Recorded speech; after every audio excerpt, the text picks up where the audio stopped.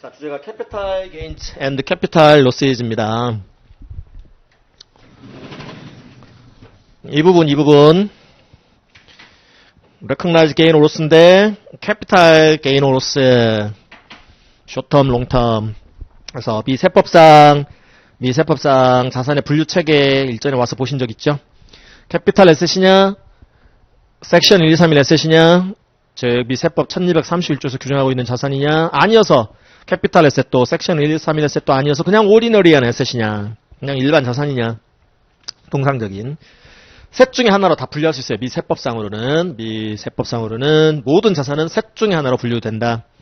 그 중에 캐피탈 에셋으로 분류되는 자산들로는 개인적인 용도의 자산, personal use property, 또 투자용 자산, investment property가 바로 판매 목적의 재고 자산도 아니고 사업 목적의 자산들도 아닌 캐피탈 성격이 있는, 자본 성격이 있는 자산이라 한다 이거죠.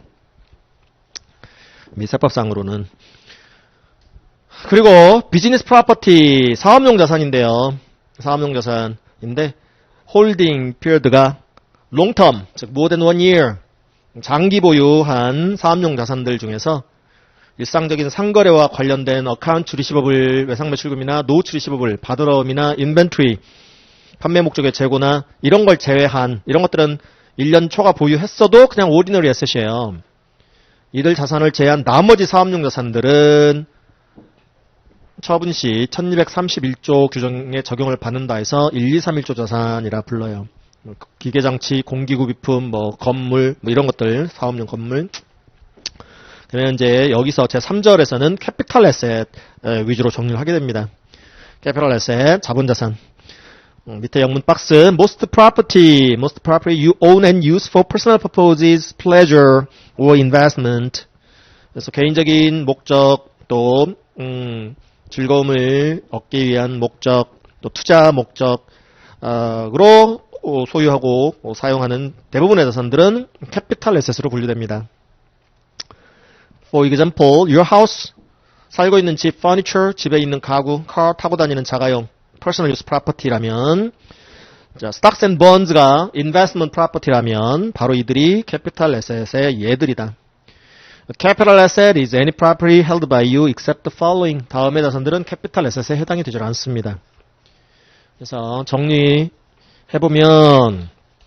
246페이지 서머리 일전에 와서 보신 적 있죠?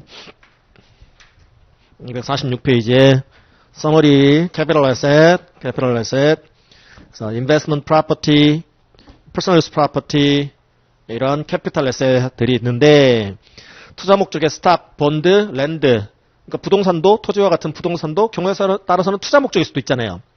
사업 목적일 수도 있고, 판매 목적일 수도 있고, 투자 목적일 수도 있는 거예요. 같은 토지라도 투자 목적으로 보유한 거라면 investment property, 사업 목적으로 보유하는 토지라면 비즈니스 프로퍼티, 판매 목적의 토지일 수도 있겠죠. 토지 분할해갖고 거기다가 건물 지어갖고 파는 부동산 개발업체가 보유하고 있는 토지 같으면 그건 인벤토리야.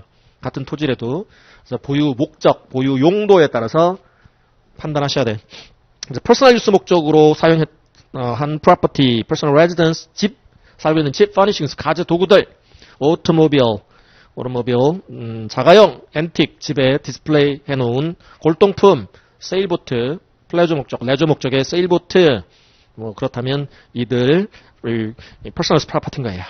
이들이 캐피탈 에셋이고 팔아서 이익이 나면 이 자산 양도에 따른 소득이 생기면 캐피탈 게인 인컴으로 과세되고요.